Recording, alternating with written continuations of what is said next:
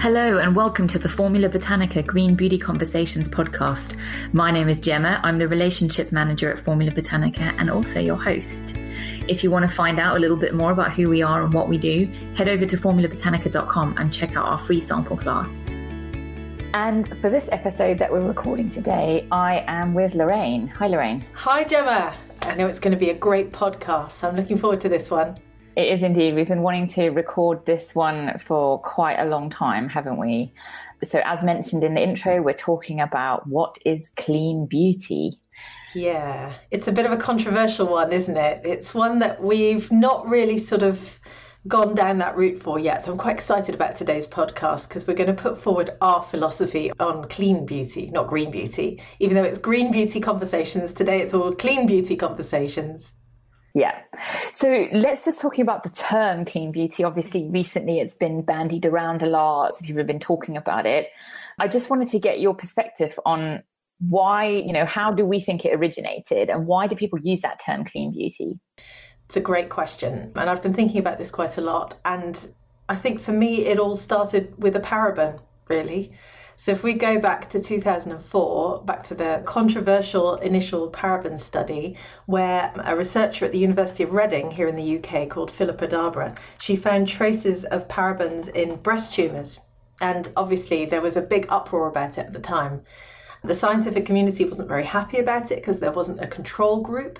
And so that study was sort of debunked a little bit, although it didn't take away the fact that parabens were found in breast tumours. And at that point, I think the industry, or at least the consumers at large, started to pay attention. They started to sit up and think, hang on a minute, are all the ingredients in my beauty products truly the right ones for me? And that sort of kick-started this whole debate about clean beauty, green beauty, natural, organic, sustainable, well-being, the whole thing.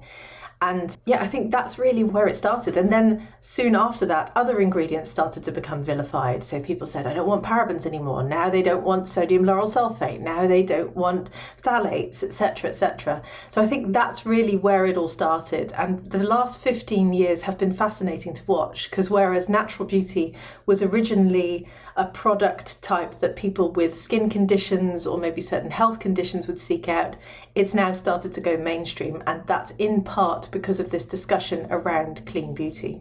Yeah, that's a really interesting bit of information there. And obviously clean beauty is something that we've discussed quite a lot at Formula Botanica amongst the team. And it's part of the reason why we wanted to record this podcast and have a conversation about it. And I know that we've committed some of our thoughts to paper in a way and have tried to explore what clean beauty means, or Formula Botanica's philosophy on clean beauty. So why don't we start actually by what we think clean beauty is not? Yes, I think that's exactly the right place to start because it's very easy. Let's look at the mainstream or the main sort of consumer definition of clean beauty is that it's the opposite of dirty beauty.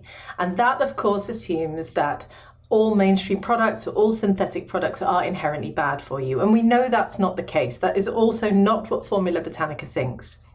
And it really brings us to this whole discussion topic around non-toxic and toxic beauty, which is one that we've shied away from quite a lot because we tend to just embrace naturals because of their benefits and positives.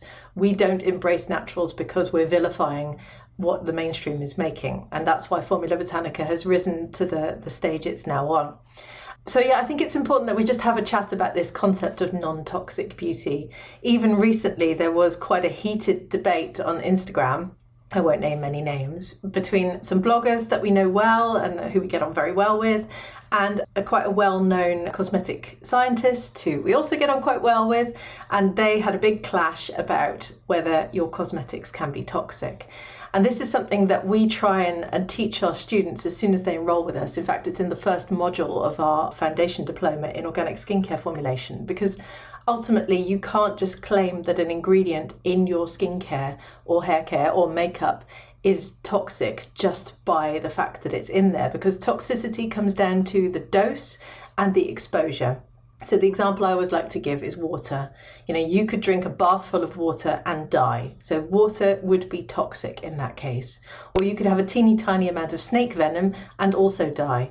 And there you see the difference in the dose that you have. And then there's also this concept of acute toxicity and chronic toxicity. So just to give a bit of an example, earlier I had a look at the safety data sheets for sodium lauryl sulfate. So when you use a chemical in your cosmetics, they all come with a safety data sheet, SDS, and they contain quite a lot of useful information about toxicity and about the effects that they have on health and on the environment, etc. So basically, as I was looking up sodium lauryl sulfate, I'll just get my notes, I found one safety data sheet that said severe overexposure can result in death. So that's quite extreme, right? And you might look at that and think, oh my goodness, my shampoo has sodium lauryl sulfate in it, or, one of my beauty products contains this ingredient. It could kill me. But of course, that's not the case, because the safety data sheet in that particular case assumes that you have quite prolonged and large exposure to this chemical. So that's where toxicity really, where you have to look at the dose and exposure. So the safety data sheet went on to say it may be toxic to the skin. Repeated or prolonged exposure can produce target organ damage. The lowest published lethal dose in a rabbit on the skin was 10,000 milligrams per kilo. And they found increased rates of fetal anomalies and fetal death reported in association with maternal toxicity among the offspring of pregnant mice treated topically with between 170 and 1,700 milligrams per kilo per day of sodium lauryl sulfate. So you might read that and think, oh my goodness, what am I putting on my skin or my hair? And that is exactly what's been driving this debate online. Whereas in fact, not that we use sodium lauryl sulfate in our courses, because of course we are a natural training school, so we use naturally derived surfactants. But you might have a half a percentage in your shampoo and it's rinsed off almost as soon as it comes into contact with the hair. So you cannot make that leap from, on one hand, it's a toxic chemical when you bathe in it, when you sit in a full bath of sodium lauryl sulfate, or making that leap over to, and now I have it in a shampoo at half a percentage. So I think that's where the clean beauty conversation has been hijacked a little bit by this concept of dirty beauty. And that's certainly not what we stand for at Formula Botanica. So we can definitely agree that clean beauty is not toxic. Exactly. But what are some other things that we think it's not? So the other thing I feel quite strongly about is that clean beauty is not meant to make you feel guilty. And that is such an important thing, because I think a lot of people are almost being shamed into buying natural cosmetics now because they're made to feel bad about putting a synthetic product on their baby or on themselves or on their family members. And that's not right either, because you should buy clean beauty products because you love them, because they mean something to you, because you want to bring that element of well-being into your life. And I'm already starting to give away a little bit about what our definition is. And the other point is that clean beauty isn't meant to be about what isn't in the jar, I think. In fact, I think we should be celebrating what is in the jar. So as long as you're not using the term clean beauty as a way of claiming superiority in your formulation through what your product doesn't contain, and you're not denigrating mainstream cosmetics, I think you can use the term, but then I think we need to redefine it slightly. Yeah, definitely. So moving on to the redefinition. So we have said the things that we don't want it associated with. And I think Lorraine made it pretty clear, this idea of sort of feeling guilty about what you are using. It should be about what works for you. Let's have a look at how we've kind of defined what we think it is. Yes. So we've defined it into 4 different categories.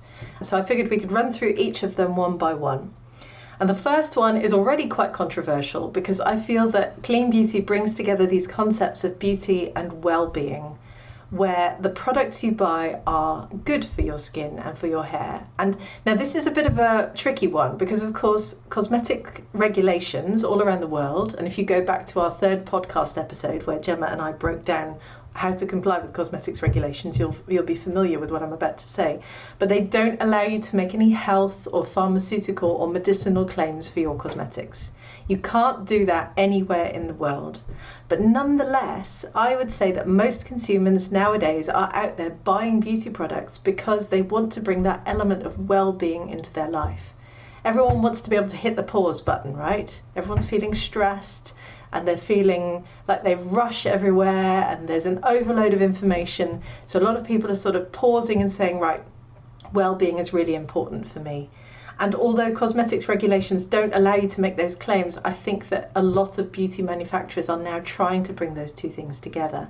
And that's where I think clean beauty really has a role to play, because you can say, these ingredients are great for my skin, they're great for my hair.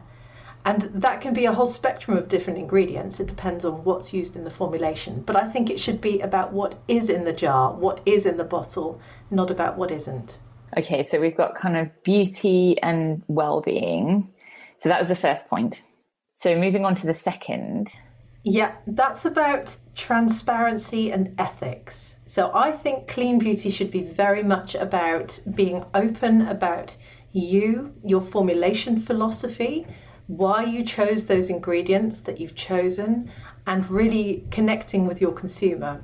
And this is quite a controversial one again, because I know that there are quite a few chemists out there who feel that the consumer shouldn't be able to dictate what goes into your final product. But nonetheless, there are a lot of shoppers out there, and I'm sure you're listening to us right now, who feel that you should be able to go to beauty brands and say, it's really important for me that you use this particular ingredient, or I'm specifically looking for a formulation that contains X, Y, or Z. So being really transparent about your products, your ingredients, where you've sourced your ingredients from, how you source them, sustainability, everything like that. A lot of consumers now want brands to have that in place. And I think that's really important, because then you're being clean in terms of your community impact, your supply chain impact, and ethical in how you work with your customers, basically. Yeah. That's a really interesting point. And I think quite a few people will relate to that point, especially if you've had a problem finding skincare products or hair care products with specific ingredients because they might help a skin condition or a hair care condition of yours, or, whatever the case may be, where you're like, oh, I really wish someone would make a product with this in it. Yeah, exactly. So it's about not just about being clean in terms of choosing the right ingredients, but also clean in doing the right thing, I think is quite important. And I know a lot of brands, big and small, are really embracing this now. So it's not a trend, it's a movement. And I'm pleased to see that. And I guess it's a part of the wider conversation about the circular economy and how we lessen the impact on the environment, and that kind of marriage of environment and community and everything. So yeah, so it's quite a big one. So moving on to point 3. Well, you just touched on it right there. Clean beauty is clean for the environment as well. And I see this point missed a lot in discussions around clean beauty, but I'm pleased to see some brands are really embracing it now. You have to be thinking about pollution associated with your ingredients, with your footprint, your carbon footprint, your water footprint, your energy use, how you actually ship your products, where your ingredients are sourced from. Everything from cradle to grave, basically, how your products are disposed of. And I really want formulators and indie brands and all beauty brands to start thinking about this, because you have the opportunity here to really make big change in the wider industry, also by outcompeting your competitors effectively, by being more sustainable. And this concept of conscious consumerism comes into this, because customers are now asking for brands to show their sustainability credentials. So it's so important that you're clean for the environment as well. And that isn't just packaging. I know we've touched on this in quite a few podcasts already, but you really have to think beyond the packaging. It is the whole spectrum. And I think if you can embrace that, then that is a big pillar, as far as we're concerned, of clean beauty. So that was the 4th point, right? No, the third. Sorry, yes, the 3rd. Sorry. And I think, like Lorraine said, there is such a large conversation going on about beauty and the environment across all sectors of the cosmetics industry, really, and how people can improve on certain, how companies, how people as individuals, there's lots of areas that we can make improvements on. And I know that we hope that those very useful and fruitful discussions will continue. So the next point then is point 4. Yes, the final one out of our definition of clean beauty, and that's your product is hygienically made. Because let's be fair, another word for clean is hygienic. And now in places like the EU, that is an absolute baseline requirement for making cosmetics. But that isn't necessarily the case in many other parts of the world, where good manufacturing practice isn't legally required. But I would view a clean beauty product to be made under good manufacturing practice conditions, compliant with the highest levels of hygiene in your facilities, properly and fully tested, and made by a formulator who is proud of preservation. And I think if you can bring that into it, then you can also very much say my product is clean. But that's when you marry it together with this concept of my product contributes to well-being, my product is transparent, I'm transparent as a brand in how I put forward my ingredient strategy, my formulation philosophy, my product is clean for the environment, and my product is hygienically made to the very best standards. And every single formulator should strive to achieve those standards as far as I'm concerned. Yeah, so you can say it's hygienic and therefore safe as well. Like, I know one of our key, guiding mantras of our philosophy is that you make your product safe and sellable. So I think that part of the discussion is often not covered, the idea of clean being hygienic. We often associate clean beauty with being products that have an absence of certain ingredients rather than them being clean, well made and hygienic. Yeah, and I really want to flip this conversation of clean beauty on its head. I think we really need to stop vilifying other ingredients. I think we just need to basically move beyond them. If you don't want to formulate with synthetic ingredients and you don't want to buy products that don't contain them, then just go for the natural indie brands and just focus on those who really embrace this concept of I'm proud of what's in the jar and I'm really proud of my ingredients and my formulation philosophy. And we're seeing some brands do that fantastically, within our community as well. Some of our graduates are doing this amazingly well. I keep coming back to Bybee Beauty, who are our graduates, and I love receiving their emails about sustainability and how they're minimizing their footprints and how they're really proud of the ingredients that they have. And they themselves told us recently that they're constantly being asked by their customers, why did you choose this ingredient? Where did you source it from? How is it sourced? So people are starting to think about what's in the product rather than what isn't. And I think if we as an industry can start to shape that conversation, we can move away from this dirty beauty, non-toxic beauty discussion, which I don't really think is driving the industry forward in the right way.